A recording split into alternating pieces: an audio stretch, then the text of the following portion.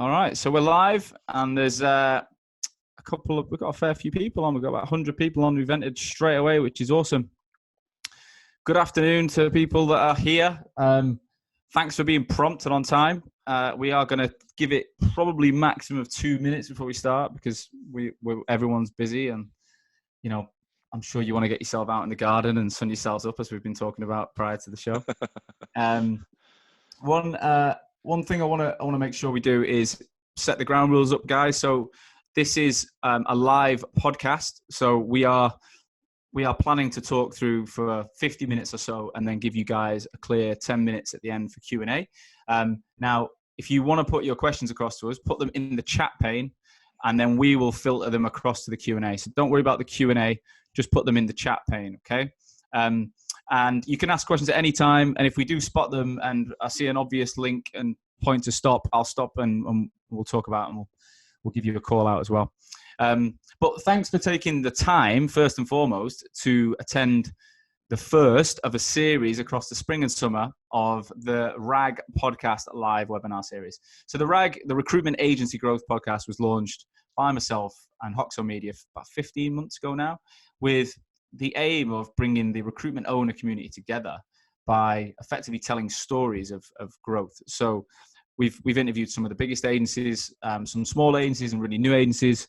And we've really tried to show that so much is possible if we share ideas and the good and the bad and the ugly. We then went live a couple of weeks ago with the RAG report, which is a daily bulletin, which is all about giving people specific advice in COVID-19. And then I can see the daily listeners, and I thought, you know what, I want to find out who a lot of you guys are. So if you're in this and you're listening to the RAG podcast on a daily basis, I want you to know that I really appreciate it. I want to say thanks. And I'm hoping that, you're getting value daily and you get value from this as well. So let's get cracking. We're 2 minutes in. I want to introduce the guests. Some of these people you might recognize. Billy decided to wear the same top as me, so that's he's already knocked himself down a peg or two. But I want to give everyone just to introduce who they are and what they do. So let's kick on with you, Leo. Let us know who you are. Yeah, hi guys. So I'm Leo Harrison. I am the founder of an agency called Chapter 2. It's an agency that's based around building talent pools using marketing methodology and social media. Previous to that, I spent 15 years in the advertising world. I was the global COO of Oliver, an advertising agency. And I probably chose the best moment in history to launch a company. COVID-19. It was January, right? Yeah, January, February. Yeah. It literally was about the same time. Oh, wow. Yeah. Well, let's get a little bit more on that in terms of what it's really been like for you in a moment. Billy, can you give us a quick intro? Yep. So my name is Billy Humphreys. I am the Senior Marketing Manager at MRL Consulting Group. We are based in Brighton, down in sunny Sussex. We are a kind of niche high technology recruitment agency or consultancy that focuses on semiconductor recruitment, a bit of tech, automotive kind of software infrastructure. I've been there for just under 2 years, and I've been doing kind of recruitment marketing for the last 6 years. So yeah, everything marketing related, just like the person that does everything. Awesome. Love it. And then finally, Mark, give us an intro. Hello, everyone. My name is Mark Gaisford. I run a business called Red Sprout. We are based in Kent, and we're a marketing recruitment business. And you personally have got yourself out there in 2019, and it's kicked on in 2020. Yeah, it's done. Yeah, who knew that nearly bald-headed. I'm actually kind of trying to grow the fluff at the moment. It doesn't, I need one of those hair replacement things, I think, but we just started messing around with LinkedIn when native video was launched, and who knew that a slightly bald-headed, grey-bearded bloke could actually make something out of a personal brand on LinkedIn, but it seems to work for us. So yeah. It's been awesome. Well, look, guys, thanks so much for taking the time. The reason I chose you three for my first episode, I think between the four of us, we've got quite an interesting dynamic. So obviously, my business is a marketing agency that exclusively works with recruiters, right? Leo comes from traditional big ad agency marketing across all sectors globally. Billy is the marketer in a recruitment agency, and Mark is the recruitment owner that's actually living and breathing marketing day to day. So we kind of tick almost every box, I think, that you could think of across the agency space. So my first question, and I'm going to direct it at you, Bill. I'm going to say, why do you think progressive, and when I say progressive, I'm thinking forward-thinking recruitment businesses are deciding to invest more than ever now in marketing right now in the middle of COVID-19? I think because they know that it's going to be a time when this stops, and when this pandemic does stop. I've seen a chart yesterday. It said about it's just like a U. It's going to be a very dot, and it's going to come and it's going to fire straight back up again. So if you're investing now in that marketing, and I'm not talking about investing thousands and thousands of pounds, it's just kind of putting some basic strategies in place that are going to help you come out the other side. So is that content? Is that campaigns to help the kind of consultants kind of be where they are? I think that's why agencies like the one I work for MRL, I think that's why we are in a position where when this does end, we haven't slowed down. We haven't sped things up. We've just stayed exactly the same from our marketing efforts. And I see other recruitment companies who are doing that. And they're the ones that are going to really capitalize on, is it traffic? Is it deals? Is it candidates? Is it clients?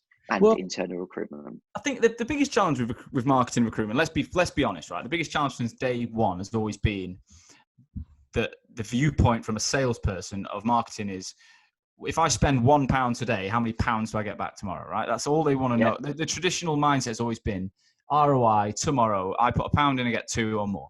And the reality, as we know, is marketing isn't quite as easy as that. And it's not as scientific as that.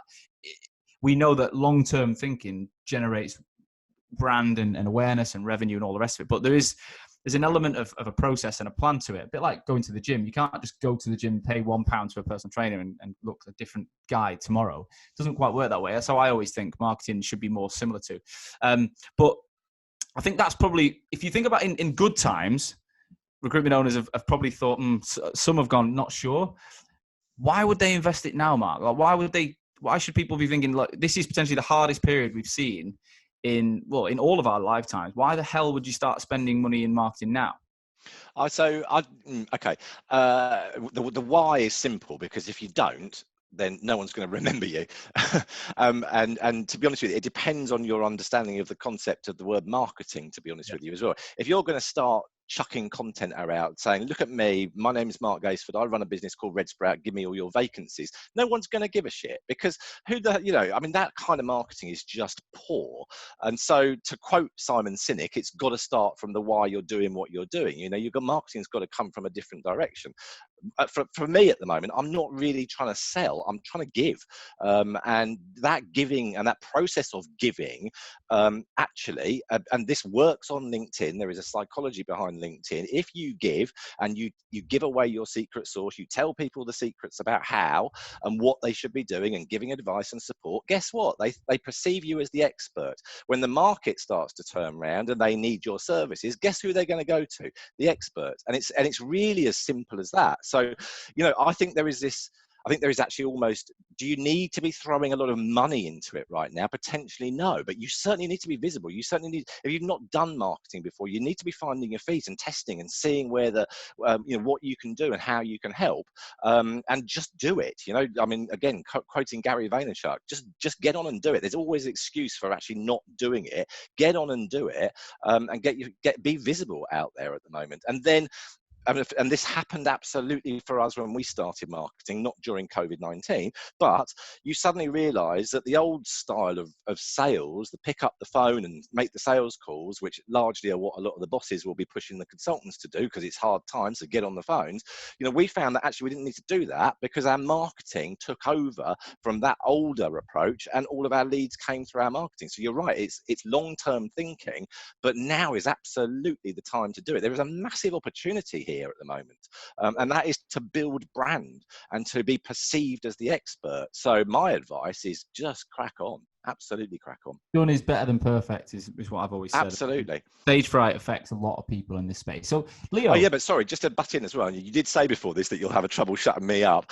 Video, do you know what? Weirdly, and we've experienced this ourselves just over the last couple of weeks, video's fine. And, you know, I'm a massive advocate of video. Text posts on LinkedIn, massive engagement at the moment. Yeah. Massive. So, you know, if you can't do video and you're afraid of getting your face out there, start writing well, create stories in text posts, massive engagement there. Well, I've said that for a while. I think stage fright, if people automatically think you've got to produce a video, how many videos have you, this is something I've seen on LinkedIn. How many times have you seen one recruiter or an owner or someone produce a video? And it's like, hey, my first video on LinkedIn, everyone, blah, blah, blah. And you never see them again. Yeah. Or they do 2 or 3 and you never see them again. Go on, Leo. No, I personally have got, maybe it's just a personal, I've got pet hate about videos that are curated really badly as well. I mean, the media has allowed a lot of people to be able to get their face online, and it's never been easier, and you know, it's never been cheaper to do this. But you know, I would urge people to think about how they're curating it as well, because the standard, I was sitting here with a phone and holding a phone in front of my face, for me it just doesn't work, because 1, everyone else is doing it, so you're just blending in with the crowd, and 2, it just doesn't look that well shot or that well thought through.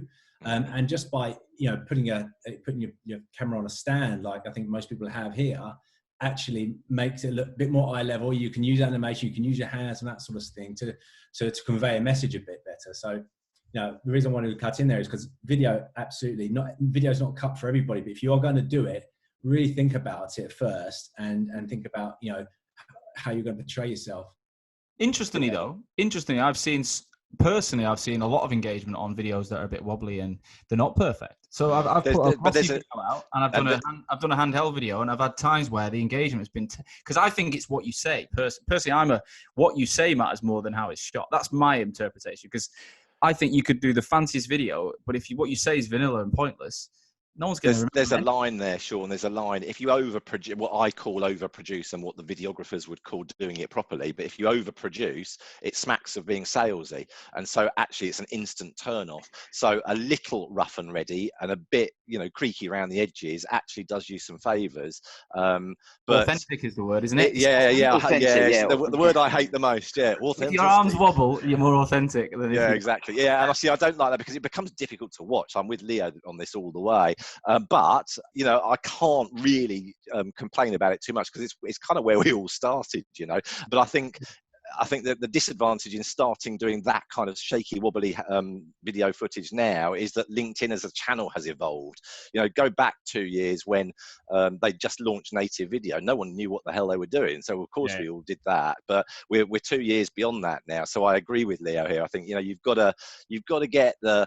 You don't have to be a pro videographer, but yeah, buy a bloody tripod. And so my 2 pieces of advice: buy a bloody tripod and learn how to edit. And then you actually can create some content that is short and snappy and sharp, and people will stay with you. And I'm with you, Sean, as well. The story, the content is absolutely the king thing. 100%. We found, sorry, Sean, when I've done a few videos with the consultants that we've sent out to clients, and I've A/B tested some of the content, and I've left in a mistake, and where they've gone, oh, fuck it. So they started again, and they said, oh God, I've messed up. So they did it again. And I left that in once on one of the videos. I didn't tell the consultant, because he'd be like, why have you left that in? And I was like, I just want to see how authentic it comes across versus just a real chiseled kind of video. Yeah, and it got more engagement on the one where he fluffed it up. So of course it does. I totally agree with you, Billy. I totally agree with you. I mean, that authenticity, for want of a better word, is absolutely the way to go. And this is what people worry about when they're trying to produce content for the first time. Is, you know, what do I say and how do I say it? And you know, they try and be somebody or something else. Don't, just be yourself. You know, just be yourself. Let's go back to that fitness mentality, right? Like, we all want to look like a Hollywood actor, right? And Leo kind of does on this thing. He looks a bit like, you know, that American guy who turns up at the end of Coming from you.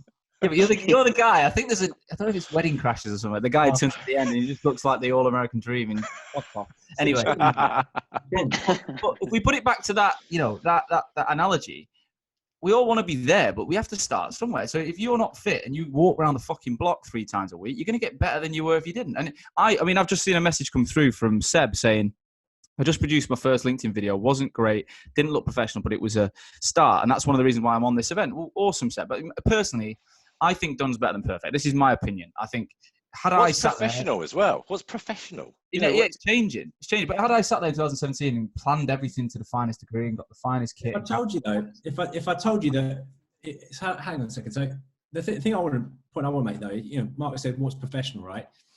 These things here. If I said to you that the quality of these cameras 10 years ago, they would consider that professional today. Yep. But 10 years ago, that would have been professional.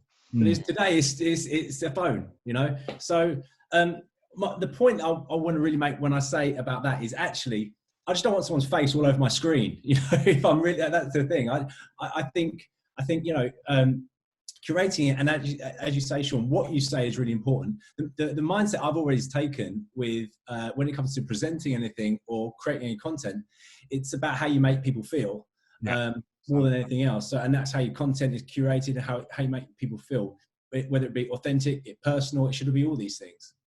Yeah, Billy, when you're working with recruiters, so the guys on the ground, as a marketeer in the corner, as I'd like to put it, how do you? And truly in the corner, yeah. How the hell are you getting around everyone and giving them advice and making sure you're spreading yourself to ensure that it's not just you and David pushing out, but it's the whole team? So when I started, my biggest, you know what, any marketing person will have this when they're working in-house and you're working with an agency. It's trying to service every single consultant. So to break it down really easily, I have once a month, I have monthly kind of huddles with each team. So call it the client side, then the delivery side, and a kind of contract division. I have 3 separate meetings with the team where that's kind of a bit of a brainstorm for me, but also for them. You know, they're on the front line, they're on the phone all the time.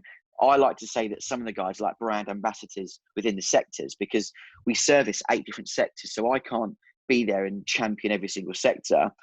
I create that content off these sectors. They're living, breathing it every day. So they know probably more about it than I do. So I get a lot of content and ideas from them. They love it because it's their ideas that they're being pushed as well. So if they're aware that it's one of their ideas, they're more likely to push out the content and the ideas from that side. Right. So a lot of it is kind of streamlining stuff and having meetings with the guys. We work with a PR agency, so I get them involved quite heavily to push out some of the content, to liaise with that as well. But as well as the UK team, I've got a French team and a German team. So I've got monthly calls with those guys where we're coming up with different ideas. So yeah, absolutely. There's no way I'm going to sit here and go, it's a breeze, because you're spinning a shitload of plates all the time. But that's the life of an in-house marketing person versus working with an agency. Yeah, true. Mark, one of the questions coming through, I think it'd be a good one for you. Darren Rapp asked, how many people listen to content as well as watch it? Most offices don't have speakers. The reason I ask is I've been working on voiceovers recently. So someone looking at what's your opinion on subtitles and that whole piece around how people consume content? Whoever they are, quotes that 80% of people watch LinkedIn videos without the sound. So I don't know who they are, but it means that from the very, very beginning we subtitled everything. And if there's one question I get genuinely on a daily basis, it is, how do you do subtitles? And so because I'm sure that question is probably going to come up now. So there's a number of ways actually. One is send it away to get other human beings typing it for you, and that's a service called rev.com. Do it yourself in Premiere Pro, which if you've got a 1.5-minute video, doesn't actually take that long if you're editing in Premiere Pro. And the other one, which I'm literally just trialing and testing at the moment and can be a little bit fiddly, is actually upload it to YouTube, wait about 10 minutes until their AI bot has captioned it, and download the file back into Premiere Pro and play with it there. But captioning is absolutely critical on LinkedIn as well, especially depending on what time you're pushing out content, because the LinkedIn guys would tell you the best time to do it is commuter time, in which case people are sitting on tubes or buses or whatever it is, or driving, so you've got to subtitle it. We've always done it. You just touched on something there that I wasn't even thinking about, but you know what? I'd say the commuter time is the time I always spend planning my content. So if I look at myself over 3 years, I think Dave St. Martin asked the question, like, how much is too much? How many social posts do you need to do a day? I've always been on the rule of a minimum of 1. So if I put 2 or 3 out, great. But I don't want to go a day on LinkedIn without posting Monday to Saturday now. Totally agree. But my time to think about it when I've not got any kids, like a lot of people probably listening, but I've still got the madness of a family. I've got 2 businesses, all sorts of stuff. I think that a little bit of time, either commuting or now when I'm walking the dog or exercising, is when I actually get my head together and think and where it all starts for me in terms of knowing what to talk about is based on the interactions I have with customers. So when I'm on the phone with a client or face to face or on a video call, and I hear certain pain points or challenges or ambitions, things that people want to achieve, I write them down. And the second I hear the same thing 3 times, I know there's something in it, right? And then I write that down. And then I've got this little library I've been collating for the last 3 years of the 3-time rule. And it's when I hear the same issue or challenge or ambition 3 times, to me, that's something I can then start talking about, because I know it isn't just a one-off, it's consistent. Going back into the reality of being a small startup right now, Leo, let's just hear a bit more about. Tell us what the fuck's gone on in the last few weeks for you since before COVID and post COVID.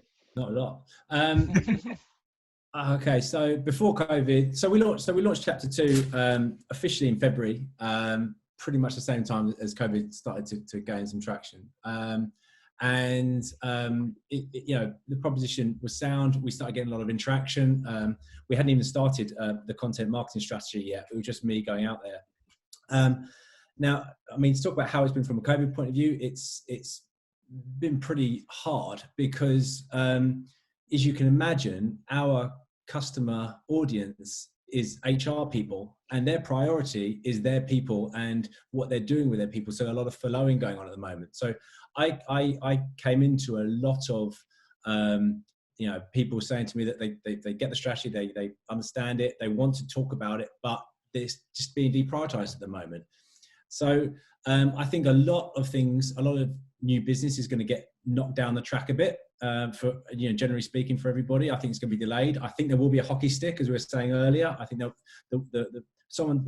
of my friends and colleagues said to me, recruitment's always the first thing to suffer, but it's always the first thing to come back. So I think it will come back with vengeance. So from my point of view, because it's startup, there's not a lot of cost to the business. And we are just continuing with a certain level of marketing, which we're doing with you. And we've got a strategy that's pivoted around, what the audience wants to listen to at the moment. I'm not purposely piggybacking on everybody's, COVID-19 talks, because again, it just gets lost in the mire of COVID-19 chat. I'm trying to be still true to the proposition and give out engaging content that people are going to want to read and listen to that doesn't relate to it. And the idea really is that, where I was going 100%, maybe drop it back a few points. And when the market starts to pick back up, then fully accelerate in. But don't stop is the answer. Don't stop marketing. Yeah. Why would you be? In reality, now you've started a business. The world, the biggest issue in the history of our lifetime hits, and you're still using us, but you're pushing on with that. Why in your mindset is it important not to go? Well, I could just pick up the phone and ride this out. Why are you still thinking about content and brand? Well, because I think picking up the phone is really dated in today's world, because everybody is on these things, everybody, and that's the probably one of the fastest ways to get to people if you've got engaging stuff to talk about. And the other reason why I've decided to continue with doing marketing strategy is that it's got to start somewhere, and when it comes to marketing, it takes a long time to ramp up. And I want to sort of start. I don't want to start at the very, very beginning when things start to come good again. I want to be halfway up the curve when people start to interact again, rather than have a run up and then everybody be switching back on again. Because if I think about it from my competitors' point of view, a lot of my competitors are probably retracting when I want to be pushing forward. Yeah, in a way, it's a good opportunity to level the playing field, isn't it? At startup stage, or even a lot of the people listening might be in small recruitment agencies, but previously you're dealing with these big brands competing with much bigger businesses, but everyone's almost shrunk to a similar size. I was speaking to a client the other day, 67 recruiters down to 6 in a week. And, you know, the owner now is getting on the phone and he's having to do what he was doing maybe 8 years ago. And it's insane. It'll do him a lot of good though, because he'll understand what the market's like now. Exactly, yeah. Getting back in touch. Billy, like you did say, you know, there's a bit of business as usual going on at MRL, which is a positive sound, if it's not, you know, it's a bit rare maybe, but tell us a bit more about what's going on there. So we have furloughed a couple of people from the operations team. However, we are still kind of, and I hate the phrase, it's so wanky, like business as usual, but we've kind of, David and kind of the senior management team have done a cracking job and kind of going, before the lockdown happened and before everyone had to stay in their houses, on a Friday, the week before it happened, we all came into the office and did a strategy day and said, right, if a lockdown is going to come and it's for 6 weeks, 8 weeks, however long, what do we need to have in place to make sure that we can still operate and still try and speak to clients and still kind of service candidates? And we kind of had a delivery kind of strategy, marketing strategy, and from a candidate side as well. And the guys have been utilizing me more than I'm usually utilized, and which is great for me in terms of it's me. When I'm with the guys, it's me. They're coming to me all the time and going, can I have this? Now the shoe's on the other foot because I'm effectively chasing them. They're sending me campaign ideas, email marketing campaigns to get into front of clients. We're actually in the process of looking at our actual product offering and what we actually offer to clients. I think a lot of recruitment companies are doing this at the moment, and this has kind of just made that come a couple of steps forward. So we've been doing video interviewing for months now anyway. So we've just kind of pushed forward the marketing and we've been pushing it out a lot. We've actually seen that help with a lot of clients in terms of clients who didn't really want us to work on roles because they were unsure what the market was doing. Now that we've got this solution in place, they're kind of going, well, we're driving it obviously, but it's a win-win for us. They've got nothing to lose. They'll give us a role and we'll effectively give them a shitload of candidates on camera asking the questions that they want to hear. So we've got some clients we're working with in the US who have remote onboarded people and the onboarding's been done remotely. So that's not all our clients. Obviously, we've got clients we work with in Germany. Obviously, the biggest semiconductor industry is mainly in Europe. So a lot of companies in Germany, they've completely shut up. So we've got some clients who have just said complete hiring freeze, so nothing's happening. So it's not, we're getting truckloads of deals coming in. Obviously, our German team have been hit really bad with stuff. But there are some, and again, it comes down to the whole brand perspective in terms of we want to still shout about the good news internally, because it is such a shit time. We can't sugarcoat that. So everyone needs to be made aware of good news stories. So we've got a WhatsApp group and we've got kind of internal comms that we're using on Microsoft Teams. So whenever a deal or something good comes through, everything just comes through. So it's that kind of that team spirit thing which we're trying to push out. Love that. One question for you, Billy, that's come through from Lindsay is she wants to know, how do you, or if you keep an eye on and control some of the content your recruiters put out? So, you're trying to keep the MRL brand message consistent, yet you've got a lot of people doing their own thing. How do you manage that? It's a mixture of both, really, Lindsay. When I come into it, they never really had a marketing person. So my biggest challenge to start with was trying to get them on board straight away. And I was coming into a market which I knew very little about. I'd worked maybe 2 or 3 of the industries before. So with the content side, we strategize together and come up, I hate that word, but I've said it probably 20 times, but we brainstorm different ideas about what type of content we want to push out. From a design side, I leave that all with me. There's nothing worse than giving recruiters their own Canva license and they'll just create whatever they want, any branding, and just push it out and it will just look crap. And I'm such a brand person in terms of we are collectively MRL. So whatever we push out, be it the finance person, if it's me, is it David, is it our head of ops, it all needs to look, it's the same kind of brand. If you just change colors or you've gone with your own opinion on something, that's fine. But in terms of the way it looks in the feel, I try and get everyone to kind of run it past me. It's not kind of micromanaged in any way, shape or form. If the guys go, I've got an article I want to write about, can I do that? To be fair, they're so busy sourcing jobs or doing stuff with businesses, I kind of say, don't do that, because I'm here, or the PR company here to do that. So there's no point in getting a consultant to write some of that content. Don't get me wrong, once a month, if they go, I've got a piece I want to write about, I'm like, yeah, absolutely.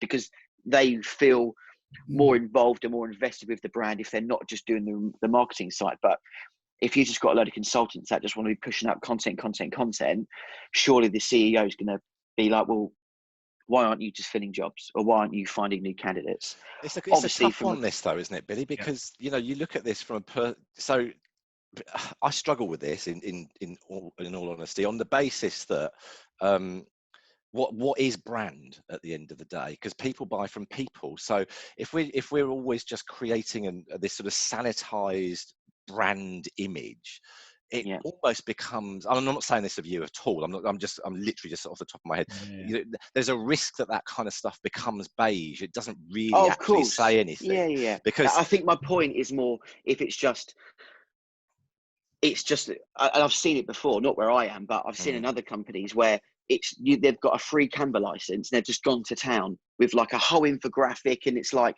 it is nothing related to what they're talking about. The only thing related to it is about the job they're working. That's it. I think, again, it's the authenticity point of view, where pushing content out, I'm in a lucky position because half the PR team will write that content. So it's a hard position for me to be like, because a lot of the consultants aren't writing the content, where if you are in an agency where a lot of the consultants have to write the content, I think the marketing person probably still needs to have an overview of kind of what that's going to be, without it being too robotic. Can I just ask a question as well? Video interview, because the market's changing now, and so whereas I just think this is an interesting point, actually, because Billy just touched on it there a minute ago around just to make sure I get my facts right. Then, are you sending sort of questions to a candidate to answer on their webcam, and then you're feeding that through to consultants? Is that the way that works? Yeah, so we've got a solution that we use where we effectively will work with and again, loads of agencies are doing it, where with the hiring manager, now's a perfect opportunity to do it because they can't physically see those candidates. So we'd speak to the hiring manager or the HR person and go, typically in your interview, give us 5 questions which you would usually ask. And the software would send a link, like a Zoom link, let's say. It's not Zoom, obviously. And they'll be prompted with the questions, and it will say you've got 30 seconds to answer, or a minute to answer this question. So then that hiring manager can effectively see those questions straight off the bat. Yeah, I think if you weren't using video interview technology before this, I mean, it'd be pretty rare, I think, to find an agency that wouldn't be thinking about investing in that. Yeah, but I've got an issue with it, and I've got an issue with it. Sorry to be rebellious, but I've got an issue in it because, from my perspective, and I've seen a lot of this video. We do a lot of video interviewing as well, but we do it through Zoom. And the reason that we do that is because especially if we're going to then pass that video interview across to a client, isn't it our job as a recruiter to bring out the personality, the character, the communication skills of that candidate? And I think of it from my perspective, and sorry to all the video interview software people, but from a candidate perspective, being set a set of questions and just answering to a webcam, if you're not used to doing any, is really difficult to try and get personality into that. So I've always struggled with it. So we have the calls before. So the consultants have video calls just like this, maybe 2 or 3 before that. Don't get me wrong, it's not here you go, Jeff. Exactly. Get on video, answer these 5 questions, because they'll be like, oh my God, what do I do? So there's a whole consultancy side. So some of the guys are just speaking to candidates on video. They're not even using the phone anymore. So they're doing the client intro, the background, the coaching side of how to do interviews. I think this is just, like Sean said, this is just fast forwarded the approach. In the markets we work with in semiconductors, it's so old school. Half of them wouldn't even dream of using video because they'd be like, oh no, there's not a chance. Like, there's no way that's going to work. So this has kind of gone, well, you haven't got a choice. You haven't got a choice because these candidates are just going to go to your competitor who is using it. And we've seen that. Leo, I think it'd be interesting now to think about you're the guy that's been, you know, the global COO of a business with thousands of employees, right? So what if you're on the other side of the fence? So I'm guessing most of the guests are listening are recruitment owners, recruitment agency consultants. Go back, take a step back when you were on the other side of the fence. What do you think COOs, leaders of businesses that have still got sizable headcount, what do they want from an agency right now? What are they looking for from the market? I think as Mark alluded to earlier, I think they're looking for some help. You know, I think the direct sales approach is dying or dead, definitely dead in this environment. And if you are not coming from the point of view of how you can help your clients and potential clients in these environments, then you're just looking like a bloodhound, frankly. And so you know, if I sit on the other side of the fence, first of all, you know, I think, you know, I'll be thinking, what people who have I worked with or have worked for in the past do I have relationships with that will take a call and listen to what help I can offer? Because it's going to be a lot harder to get a cold call in the door right now. It's going to be really, really hard to getting cold. Trust me, I'm trying it right now with a brand new solution. But lobbying and going to people who know you as a person and know that you've got expertise in this area and know that you potentially help them through this, and you're not just doing it from a bloodhounded, you know, money point of view, trying to survive, then they'll probably, you know, listen and take a call. Also, you know, I think now is the time to look after all your existing clients. You know, now is the time more than ever to turn your attention to your clients, because your clients are the ones that have, you know, you've made money out of previously and you've made your business out of. You know, they're in trouble. Your clients are in trouble right now, and they're going to need some help. And what help can you offer through, you know, training, supporting, engaging their people through this tough period? You know, so I think that, you know, the attention just shifts a little bit to how you can help, how you can support, and maybe a little bit less on the cold, more into the warmer environment. Because I would take it, you know, in my old role, I would have taken a call from someone who has helped me out in the past. Yeah. I think it is about seeing the long game in this, isn't it? Like someone just put here, I didn't get the exact name on this one, but it says, talking about, you know, do you think people putting out BAU, this many interviews, this many jobs on, is it talking shy? Is it a bit like, is it creating more animosity than being honest and saying, you know, times are tough? I think depending on the reality for you, it kind of is. If you have got jobs on and you're filling jobs and you're sharing good news stories, I don't think there's a problem in that personally. But, you know, still shit content though, Sean. At the end of the day, 4 jobs on. What's that? Why? That's not marketing. No, it's that's not saying anything. It's just saying 4 jobs. What kind of response are you sort of waiting from that? You know, you've got. But this is the problem, I think, and Leo alluded to this earlier, is that just because we can doesn't mean we should, because the opportunity to get on camera, the opportunity to actually go onto LinkedIn and say something is almost too enticing for people, so they kind of bang their head against a keyboard and say shite. And you've got to give real thought to the message. What are you trying to get at? What's the why of that piece of content? Why are you producing? What outcome are you hoping for? There's got to be some thought behind it. But I think if someone's putting that content out there, I agree, it's not great. I've always said, like, posting about jobs in general is pretty dull. Exactly, it's awful. But I think the intention for someone might be to show they're still busy, right? So if they've got candidates in a market that are thinking, is it fucked? And there's an agency out there saying, look, we've got jobs on, we are busy. They're trying to show candidates. I imagine, I'm talking on behalf of people I don't even work with right now, but that I'd imagine their mindset would be more around, look, we have got jobs on, come to us, we are still busy. But I do think, like Leo said there, right now, being empathetic, helping people is pretty much all we can do, right? That's the main thing I think we can focus on. But also, by doing it from a marketing play and not just a phone call play, the sheer volume of opportunity is just so much bigger, right? Mark, how long would it take you to phone 200 people and have a really good conversation?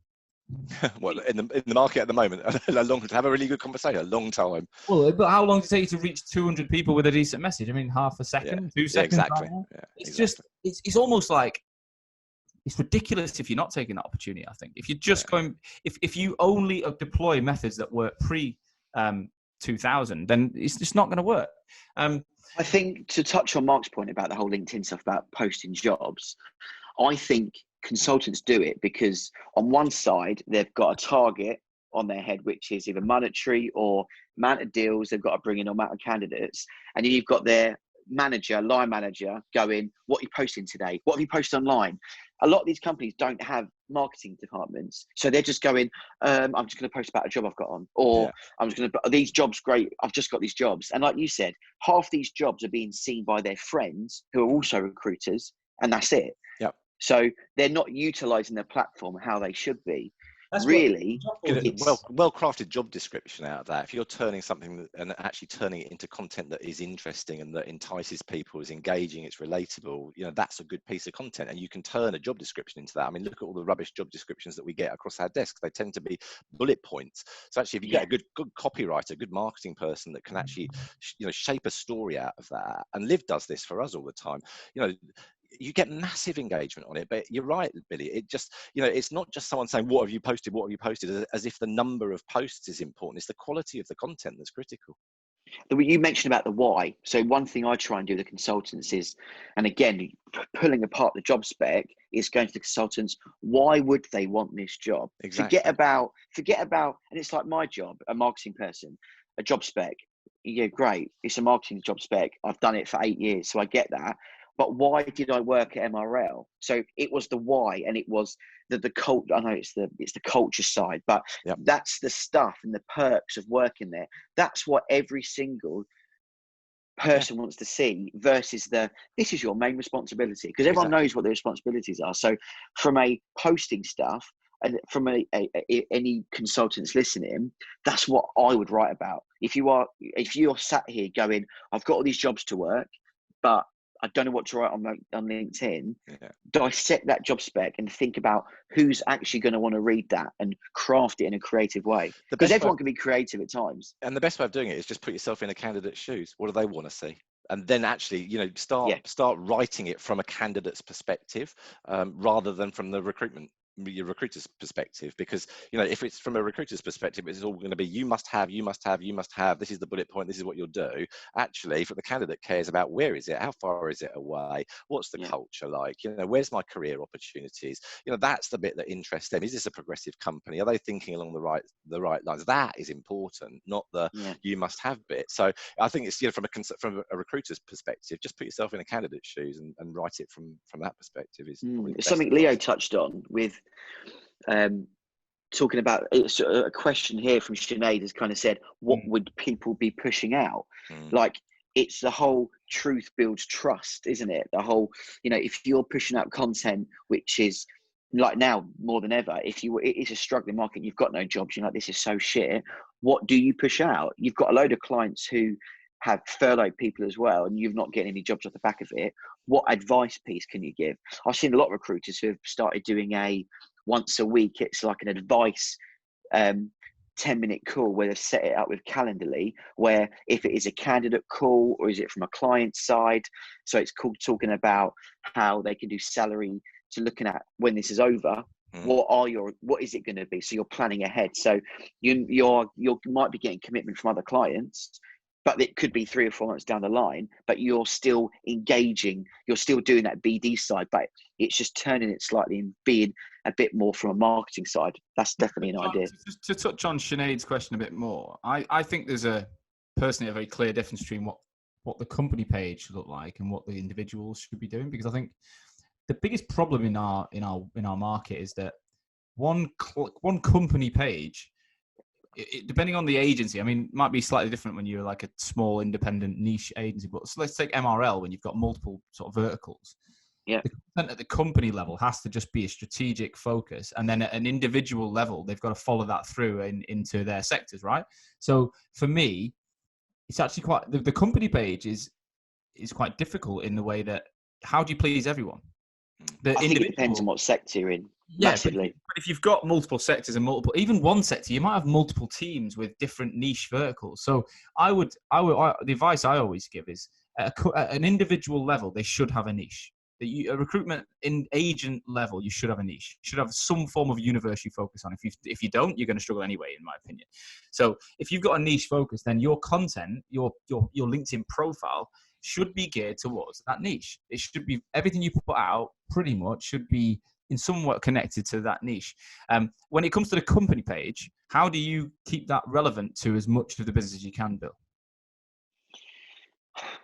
That's the golden question, isn't it? I think it's, like you said, nail on the head for us. We service 8 different sectors. So if I was posting about the jobs we were working, like we've got like 35,000 followers or whatever. However, they don't give a shit about the jobs. Like, let's be honest, like a lot of them aren't going to go, oh yeah, these are all the jobs we're working. So every post we're going to do is about the jobs. What we're posting about is relevant content about the sectors that we work. And then we talk about our approach. And then from a consultant side, they're the ones pushing out. Is it, like Mark said, it's detailed job descriptions about the jobs? Is it from a client side? Is it advice pieces?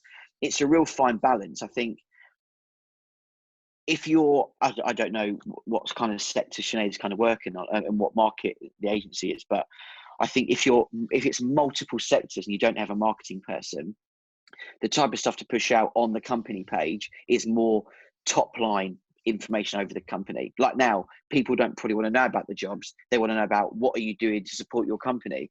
Prime example is the whole 4-day week thing, which Sean kind of mentioned in kind of the promo for this.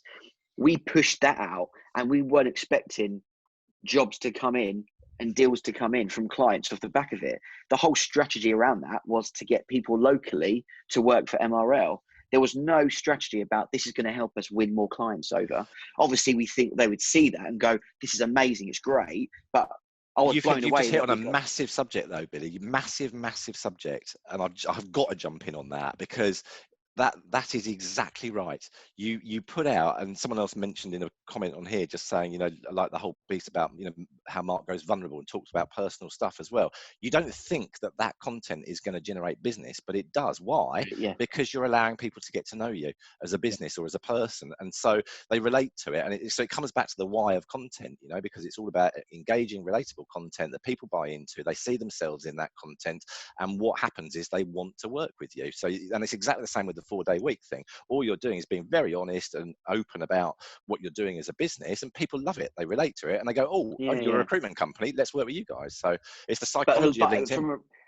But I think you say it to a consultant, they're going to go, hold on, I'm not going to talk about, oh, I've had a really bad week this week, or this week's been great. Or so it's how a company can post those kind of information where it doesn't, but it's still recruitment led.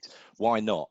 Would be my challenge to that, because we all know it's true and we all know it's happened. Completely. And this is the thing. So I mean, I think from my perspective, I would absolutely release the consultants to do what the hell they wanted on LinkedIn, to build their own personal brands, because, and if it goes wrong, you deal with that, but it's not going to go wrong, you know, 99.9% of the time, because they're responsible, mature, professional people. But actually let them express themselves, you know, because that actually, you start to build brand as well by doing that, because people can see inside the business. To come in on that point, Mark, I was going to mention earlier for Billy's point of view, I think I agree that it's good. I love the ambassador programs. I think that's a fantastic way of amplifying and extending your reach. So when we grew our business into 28 countries around the world, and we had to hire people that didn't even know our company existed in that world, we used local people and our own people to spread that word. But Billy's absolutely right to be concerned about the individuals that are pushing out content on your behalf. And the answer, or one of the answers to that would help, would be to create a set of brand guidelines for people to follow. If you create a brand book and a very simple to understand, a few pages, say, look, if you're posting on LinkedIn, this is the language. If you're posting on Insta, this is the language. If you're doing a job post, kind of use this kind of vibe, guys, you know, and only the people that don't want to conform won't conform, and you know who they are. And the people that do are pushing out. And from doing that, you know, you will extend your reach and have a marketing team. Yeah. Leo, going back as, again, COO, a lot of your roles, operational, finance, budgets, etc., right? And a lot of the people listening, I'm sure, they hold the budget of their own organization. And I think I'd make a guess based on what I've been doing the last few weeks, that majority out there have already kind of sorted out the protection mode of wave 1 of this COVID-19. So they've lowered their costs, they've done what they've needed to do, don't need to go into that. But now that they've got a clear, you know, their business is stabilized again, what advice would you say around allocating budget towards marketing? Like how would a brand even think about how much money they should spend on different parts of the essential wheel of the cog, if you like? Well, difficult one to answer. I mean, I can't sit here and define what a marketing budget should be for any particular agency in this environment. The components that I would, man, you hit me with a really good one there. I'm glad you didn't ask me. That's such a difficult question. That is. Yeah, that is tough. Everyone be quiet. Every agency is different. Everyone be quiet. You've got to create. All right, let me start with the end result. You've got to create an always on piece of content. You've got to always be on, right? You've got to do it with as minimal amount of budget as possible. Online and social media is the best way of doing that. Using mobile devices with iPhones and devices out these days are really inexpensive. I think, so to answer your question, it needs to be, you do as much as you can with as little as you can. Yeah. Love that. Good answer. You know what? Short but sweet. And do you know what? I think that's, right now, that's the best piece of advice. It's about I would be saying 2 months ago, outsource to experts, get agencies in, use Hoxo, use PR, use whatever. Right now, I think if you've got that, great. But if not, there's a lot you can do yourself. If you've got time on your hands, if you're not working as many jobs and you don't have as many people to manage, then there are plenty of things you can learn and start executing and testing yourself. Someone just asked in the questions there, like, where do you start with content ideas?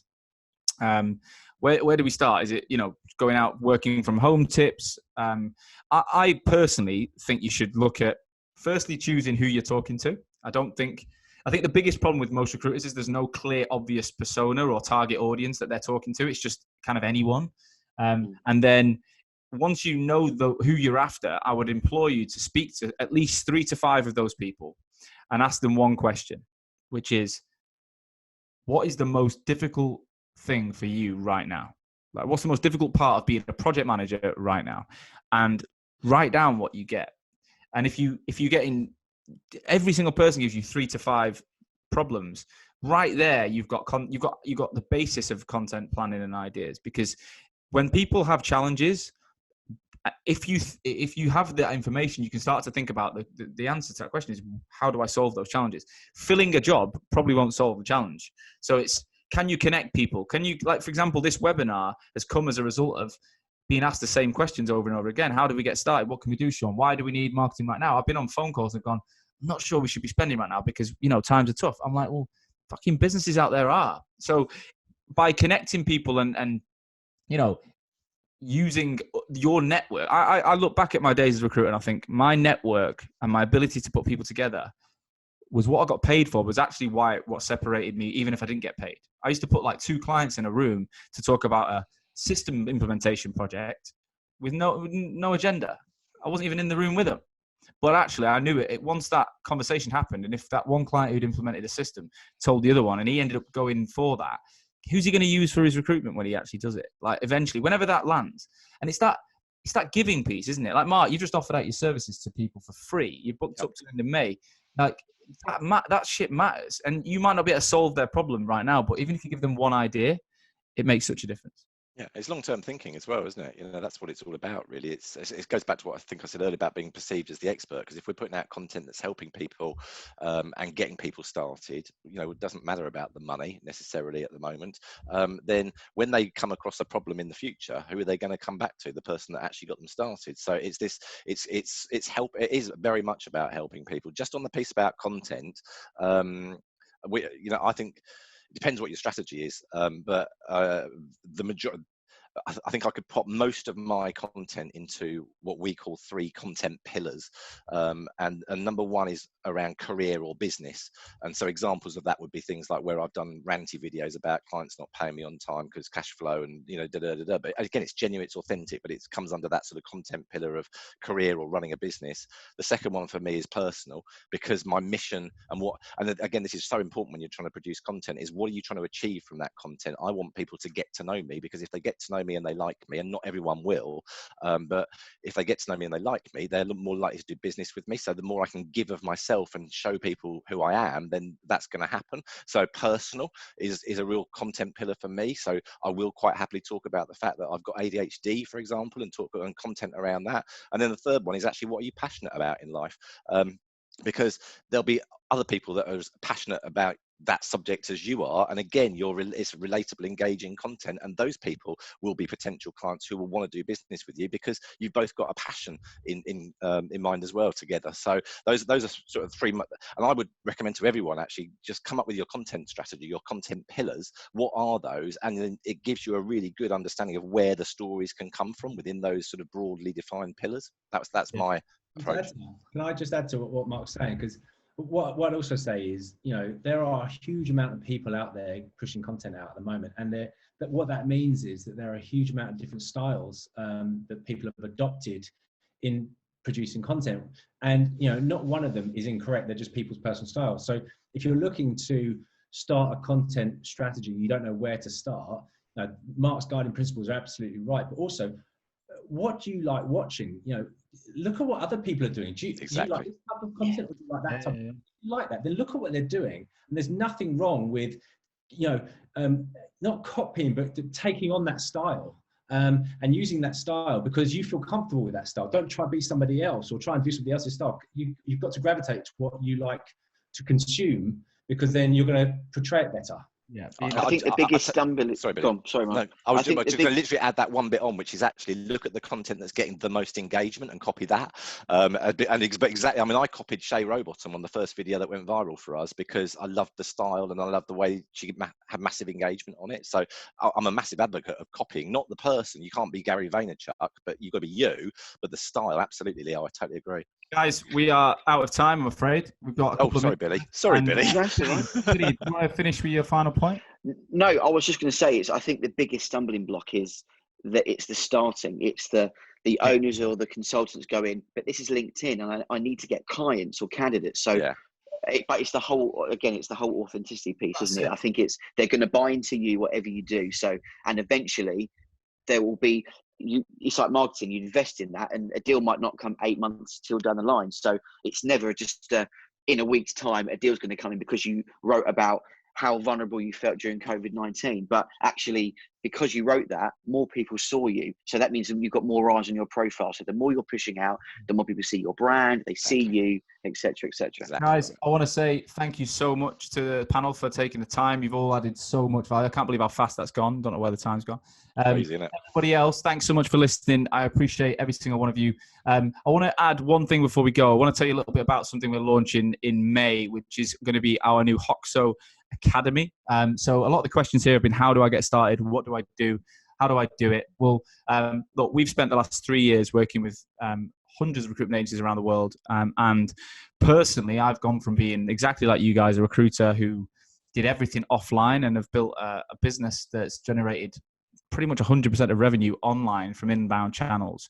That's things like the podcast, that's the daily content, that's the downloadable content, all the things that we've done. Well, we're putting together a series of academy products. One is going to be geared towards recruitment owners, one is recruiters, and one is going to be for marketeers. Launching in May is our recruitment owner product. It's going to be a 16-week course that you're going to work closely with me personally and the team.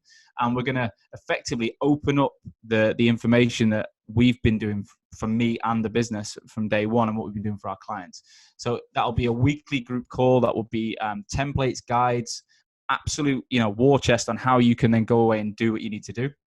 And we will hold you accountable every single week to go from someone who's potentially got some stage fright but knows what you want to achieve to building the process to being an authority online and creating content and engagement. So if you're interested in being a part of, we're going to open it up for 30 people to start in May. I would love it to be RAG podcast listeners that are part of that, because you guys have been committed to me and the brand for so long. I'm going to put the link to the page in the chat pane now. If you click on that link and fill in an application form, we'll get back to you in the next couple of days to talk about whether or not you would be right for that. And obviously, there will be an early bird price. It'll be a lot cheaper than for people who aren't listening today or listening to the recording of this on the RAG podcast. But guys, thank you so much. I want to say a huge thanks to Billy, Mark, and Leo. If you haven't already, connect with these guys on LinkedIn. I'm sure you're all happy to give your 10 pennies worth on a one-to-one. Guys, please do take the information that we've said, whether you work with me or the guys or not. Get started. The time will never be more important than it is now. But most importantly, stay safe. Look after your teams, your families, your friends, and we'll all come through this together. Take care of yourselves. Thank you. Cheers. So much.